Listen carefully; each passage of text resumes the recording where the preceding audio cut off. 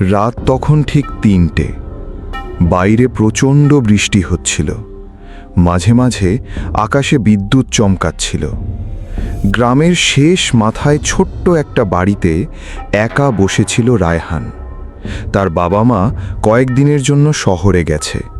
পুরো বাড়িতে সে একা। রায়হান ফোন স্ক্রোল করছিল। হঠাৎ ট্রিং ট্রিং, অচেনা নাম্বার। সে কল রিসিভ করল। ওপাশ থেকে খুব ধীরে একটা মহিলা কণ্ঠ শোনা গেল, দরজাটা খোলো। রায়হান অবাক হয়ে বলল, কে? কোনো উত্তর নেই। আবার একই কথা, দরজাটা খোলো।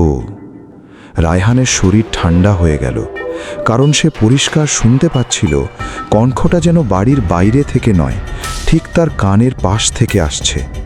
সে দ্রুত ফোন কেটে দিল। ঠিক তখনই ঠক ঠক ঠক, বাড়ির মূল দরজায় শব্দ। রায়হান সাহস করে জানালার ফাঁক দিয়ে বাইরে তাকালো। কেউ নেই, কিন্তু দরজার সামনে ভেজা মাটিতে দাঁড়িয়ে আছে দুটো পায়ের ছাপ। যেন কেউ একদম দরজার সামনে দাঁড়িয়ে আছে, অথচ কাউকে দেখা যাচ্ছে না। হঠাৎ আবার ফোন বেজে উঠল। Unknown number.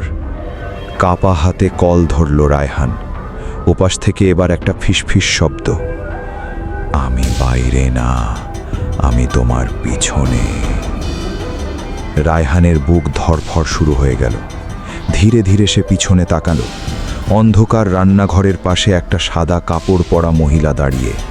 তার চুল পুরো মুখ ঢেকে রেখেছে। মেঝেতে টপ টপ করে পানি পড়ছে। মহিলাটা ধীরে ধীরে মাথা কাত করল। তারপর একদম অস্বাভাবিকভাবে হাসতে শুরু করল।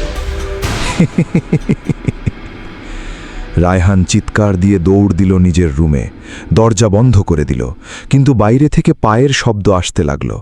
ঠক ঠক ঠক, যেন কেউ ভেজা পা টেনে টেনে হাঁটছে।